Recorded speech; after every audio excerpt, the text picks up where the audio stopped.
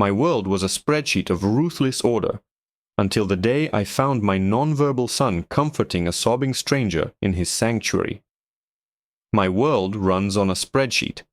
Every minute of my day, from the 5 a.m. market open call to the 10 p.m. review of my portfolio, is accounted for. I built a financial empire from nothing, and I did it with ruthless efficiency and an unshakable belief in order. That order extended to every corner of my life, especially my home. My house isn't so much a home as it is a perfectly curated museum of my success. White marble floors, minimalist furniture, and a silence so profound you could hear a stock price drop.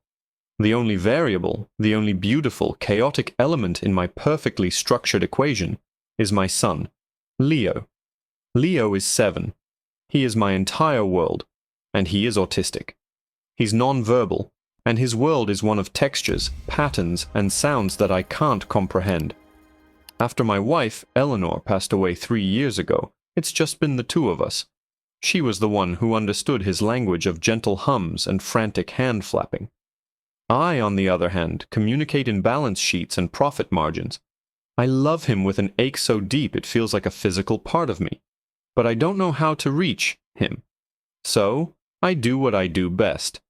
I provide. The best therapists, the best sensory room money can buy, the best staff to maintain the perfect, calm environment he needs. Everything is scheduled. Tuesday is music therapy, Thursday is occupational, Friday is speech. Order. Control. That's how I show my love. The staff are part of that order. They are professional, discreet, and largely invisible. They have their duties. They perform them flawlessly, and they are compensated well. Among them was Maria. She'd been with us for about 6 months, hired as an additional housekeeper. She was in her late 40s, I guessed, with kind, tired eyes, and a quiet efficiency that I appreciated. She never spoke unless spoken to, and she kept the house in a state of pristine perfection. She was just another cog in the well-oiled machine of my life. I barely registered her beyond a polite nod in the morning. That all changed last Tuesday. I'd closed a massive acquisition deal 2 hours ahead of schedule. Riding a rare wave of exhilaration, I decided to come home early. I envisioned surprising Leo, maybe sitting with him in his sensory room, even if we just sat in silence. I walked in the front door, the silence of the house greeting me as usual. I dropped my briefcase on the marble floor, the sound echoing through the cavernous hall. But then I heard another sound, a sound that did not belong in my silent, orderly home. It was sobbing, soft but utterly broken, a gut-wrenching sound of pure grief. My blood ran cold. My first thought was for Leo. I followed the sound, my heart pounding against my ribs, down the hall to Leo's sensory room. The door was slightly ajar. My mind was racing through 1,000 horrible scenarios. Had someone hurt him? Was he having a seizure? I shoved the door open, my body braced for the worst. The scene before me stopped my world on its axis. There on the soft, padded floor, amidst the glowing fiber-optic lights and gentle bubbling of the water column, was Maria, the maid. She was sitting with her back against the wall, her shoulders shaking with violent sobs, and in her arms, cradled against her chest, was my son, Leo. My son, who shrinks from most physical contact, who can't even bear for me to hug him for more than a second. My son was not just in her arms, he was holding on to her. One of his small hands was clutching the fabric of her uniform, and his other hand was gently patting her back in a clumsy, repetitive motion. He wasn't looking at her. His gaze was fixed on the shifting lights, but his body was relaxed against hers, completely at ease. He was comforting her. A white-hot rage, primal and protective, surged through me. All I saw was a stranger, an employee, in a moment of unauthorized emotional intimacy with my vulnerable child. This was a breach, a contamination of the sterile, safe environment I had so carefully constructed. What is going on here? My voice was like ice, cutting through the sound of her crying. Maria's head shot up. Her eyes were red-rimmed and wide with shock, tear tracks glistening on her cheeks. She flinched as if I had struck her. Leo, startled by my tone, let out a small, distressed whimper and buried his face deeper into her shoulder. Get your hands off my son, I snarled, taking a step forward. My mind was already on the phone call to the agency. Fired. Security escort. Lawsuit, if necessary. Maria scrambled to her feet, gently releasing Leo, who immediately crawled over to a corner and started rocking. She stood before me, wringing her hands, her face a mess of shame and terror. Mr. Croft, I am so sorry. I didn't mean... I can explain. Explain what? I boomed, my voice echoing in the small room. Explain why you're using my son as your personal teddy bear. Why you're bringing your emotional mess into his sanctuary. You're fired, Maria. Pack your things and get out of my house. Now. I expected her to beg, to plead for her job, but she didn't. She just stood there, a fresh wave of tears spilling down her cheeks. She looked past me, at my son rocking in the corner, and a look of such profound, devastating sadness crossed her face that it momentarily stunned me into silence. She took a shaky breath, looked me straight in the eye, and her next words shattered my entire world. "He was comforting me, sir," she whispered, her voice trembling but clear. He reminds me of my own boy, the one I lost." The words hung in the air, heavy and sharp, piercing the cold bubble of my fury. The one I lost. It wasn't an excuse. It wasn't a plea. It was a statement of fact, delivered with the hollowed-out finality of a truth that had been worn smooth by grief. My well-practiced anger, the kind I used to eviscerate underperforming analysts, faltered. It had no purchase here. This wasn't a negotiation. This was a wound. My eyes flickered from her devastated face to my son, who was now meticulously lining up a set of soft sensory blocks, humming a low, tuneless melody. It was a sound I heard 1,000 times a day, a background noise in the mansion I'd learned to filter out, an autistic tick, a data point for his therapists. "Come with me," I said, my voice now low and devoid of its earlier rage. It was an order, but the command felt brittle. I led her out of the sensory room, closing the door gently behind us, leaving Leo to his blocks and his humming. We walked in silence to the kitchen, a vast expanse of stainless steel and white quartz that felt more like a laboratory than a place for cooking. I gestured to a stool at the island. She perched on the edge of it, looking small and fragile in the cavernous room. I stood opposite her, leaning against the counter, my arms crossed. The posture of a man in control. I felt anything but. "Explain," I said. It wasn't a demand anymore. It was a request for data I desperately needed to process the anomaly I had just witnessed. Maria twisted a loose thread on her uniform sleeve. "My son," she began, her voice barely a whisper. "His name was Santiago. He would have been 8 next month." She paused, swallowing hard. "He was beautiful. He had the same dark, serious eyes as your Leo. He was also on the spectrum. He didn't speak either." Every word was a small, precise blow against the fortress I had built around my heart. I had always seen Leo's condition as a unique tragedy, a solitary burden that was mine and mine alone. To hear his reality mirrored in the life of a stranger, a life that had ended, was disorienting. "He loved patterns," Maria continued, a faint, watery smile touching her lips. "He would spend hours lining things up. His little toy cars, pebbles from the garden, my spools of thread, anything. He had to have them in a perfect, straight line. He would hum while he did it. The same little song your son is humming right now." My blood turned to ice. That hum. I had always considered it meaningless, a self-soothing stim. In that moment, through her words, I heard it for the first time as a song of concentration, of contentment, of order. My son wasn't just a collection of symptoms on a diagnostic report. He was a boy, being a boy, in the only way he knew how. And this woman, this housekeeper I barely knew, understood his language better than I ever had. "He passed away 2 years ago," she said, her voice catching. "A severe seizure in his sleep. There was nothing anyone could do." She finally looked up at me, her tear-filled eyes holding an empathy that I did not deserve. "When I first saw Leo, it was like seeing a ghost, a beautiful, living ghost. I tried to keep my distance, Mr. Croft. I promise I did. I know my place. But today I was having a bad day. It's the anniversary of the day we got his diagnosis. I was just missing him so much. I stepped into the hallway to compose myself, and Leo, he came out of his room. I pictured it. My son, who rarely initiated contact with anyone, walking out of his sanctuary. He came right up to me, she whispered, as if still in disbelief. He just took my hand, and he led me into his room. He pushed one of the soft cushions toward me for me to sit on, and when I started to cry, he did what you saw. He climbed into my lap. He just held on.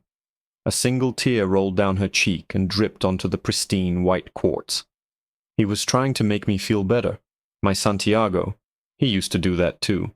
He couldn't say, "I love you," but he would pat my back just like that when I was sad. It's how he hugged. My carefully constructed world, my spreadsheet of a life, was being deleted line by line. My son, my nonverbal, isolated son, had seen a person in pain and had offered comfort. He had shown an emotional intelligence, a pure, unvarnished empathy that I, with all my wealth and intellect, had never even thought to look for. I hadn't just failed to understand him. I had failed to even see him. I saw a project to be managed. Maria saw a boy with a song in his heart and a hug in his hands. The rage I had felt earlier was gone, replaced by a wave of shame so profound it made me feel nauseous. I had stood there, a titan of industry, and screamed at a grieving mother while my son was giving her the only comfort he could. The ugliness of my actions was stark and absolute. "I am so sorry, Mr. Croft," she said, misinterpreting my silence. "I will pack my things. I understand." She started to slide off the stool, but I held up a hand to stop her. The gears in my mind were spinning, recalibrating everything I thought I knew. The therapists, the schedules, the order. It was all just scaffolding. I had built a perfect cage, but I had no idea how to talk to the beautiful creature inside it. Maria did. She spoke his silent language. Losing her wouldn't just be losing a housekeeper. It would be like cutting out Leo's tongue all over again. "Don't," I said, my voice hoarse. "Don't pack your things." She looked at me, her expression a mixture of confusion and hope. I took a breath, the decision forming with a clarity that was both terrifying and liberating. This wasn't a business transaction, but I was going to make an offer anyway. It was the most important deal of my life. "Your job has changed," I said, my voice firm, locking eyes with her. "You are no longer my housekeeper." Maria's face fell, the flicker of hope in her eyes extinguished. She thought I was simply finding a more formal way to fire her. "Mr. Croft, please," she began, her voice trembling again. "I need this job. I can promise you, it will never happen again. I will stay away from Leo, I swear." "No," I cut her off, my voice softer than I intended.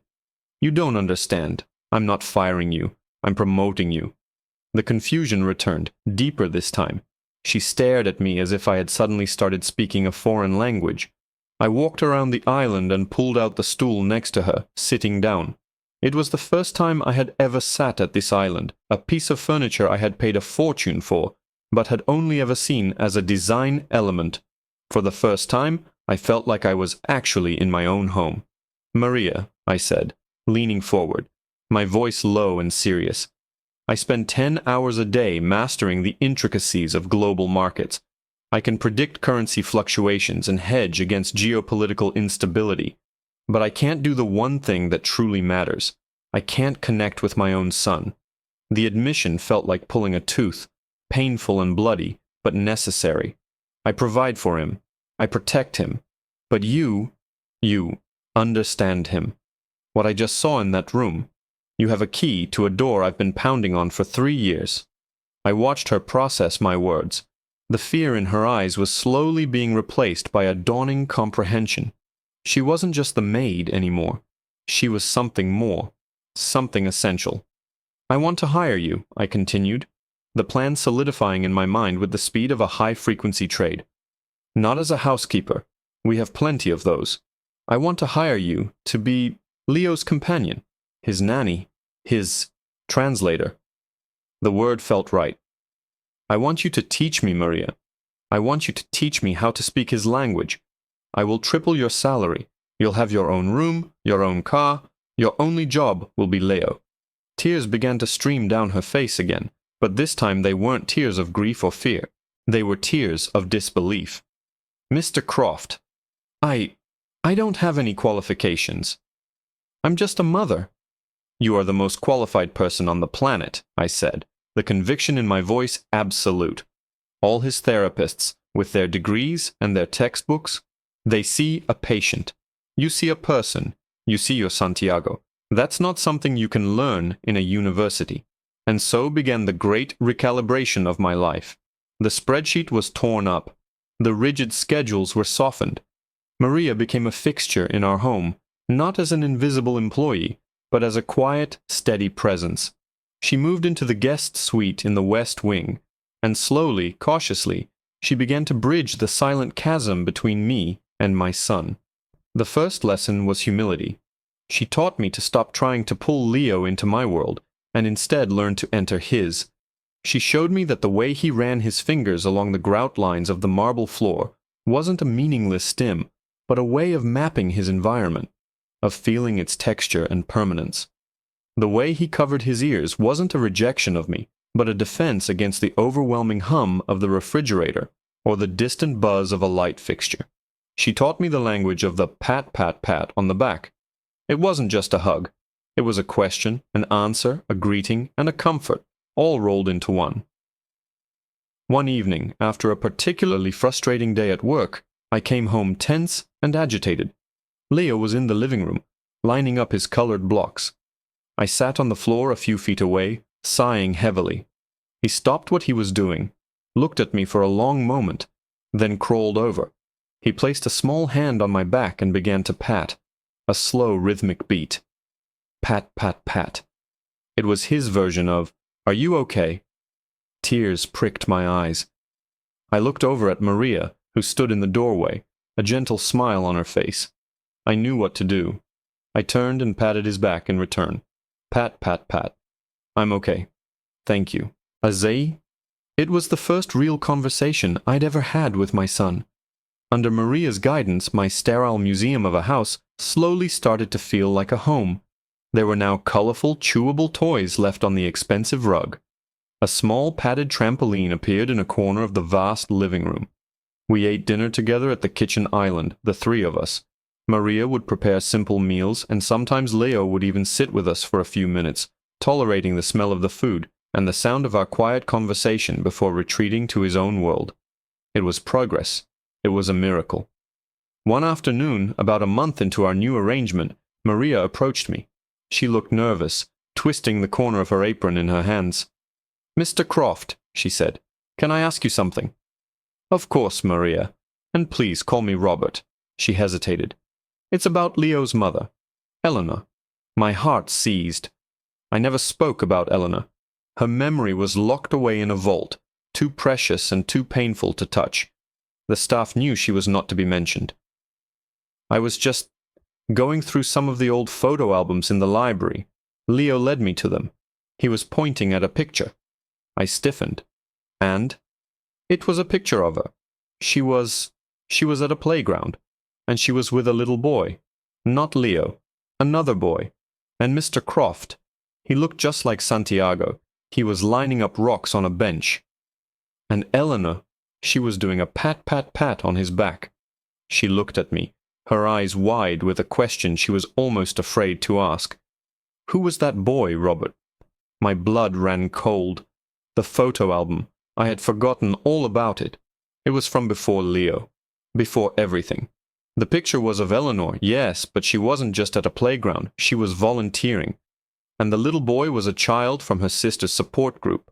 A little boy I had met once, years ago. A little boy I had tried my best to forget. I stared at Maria, a horrible, sickening realization dawning on me. My wife, my beautiful Eleanor, had understood Leo's language from the very beginning. It wasn't just mother's intuition. She had known, and she had never told me. The air in the room grew thin. Maria's question wasn't just about an old photograph. It was a key turning in a lock I hadn't even known existed.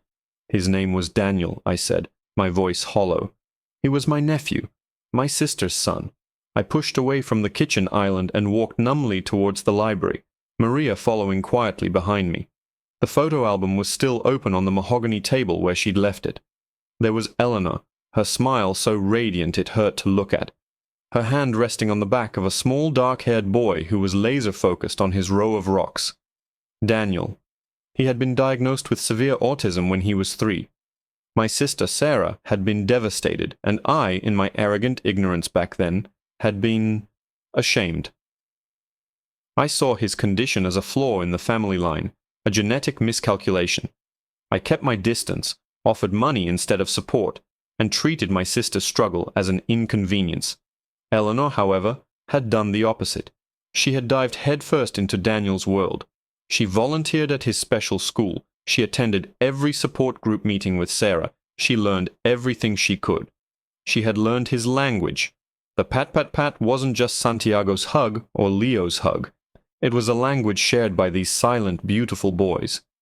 Eleanor had become fluent in it long before our own son was even born. When Eleanor became pregnant with Leo, I continued, my voice raspy with unshed tears. She was worried. I remember arguments. She wanted us to get genetic counseling to be prepared. I refused. I told her she was being pessimistic, that our child would be perfect. I let out a bitter, self-loathing laugh. I was so certain I could control everything, that my success was a shield against life's randomness. When Leo was born, he was a quiet baby. As he grew, he missed milestones. He didn't make eye contact. He didn't speak. He started to hum. He started to line things up. I saw it as a catastrophic failure. My failure. But Eleanor had just looked at him with a sad, knowing love. She never once said, "I told you so." She simply began to speak the language she already knew. She comforted him. She understood his needs. She created a world of gentle order for him. And she never told me why. She never told me that she had seen this all before. "Why?" Maria asked gently, her voice full of a compassion I didn't deserve. "Why wouldn't she tell you?" I sank into a leather armchair, the photo album heavy in my lap. "Because of me," I whispered, the truth finally breaking free. Because I had been so cruel about her nephew, so dismissive. She knew I would see Leo as broken, just like I saw Daniel. She was protecting Leo. From me. From my judgment. She was trying to give me time to fall in love with my son for who he was, without the label I had already shown such prejudice against. And I had. I did love him. But I loved him like a puzzle I couldn't solve, a project I couldn't manage. I never loved him with the simple, unconditional acceptance that Eleanor had. She was trying to build a bridge, and all I could see was the chasm. Her sudden death in that car accident hadn't just stolen Leo's mother. It had stolen his interpreter, leaving him alone with a father who couldn't hear him. Until Maria. A profound sense of peace, edged with sorrow, settled over me. All the anger I'd held onto anger at the world for taking Eleanor. Anger at Leo's condition for complicating my life. Anger at myself for my failures. It all just dissolved.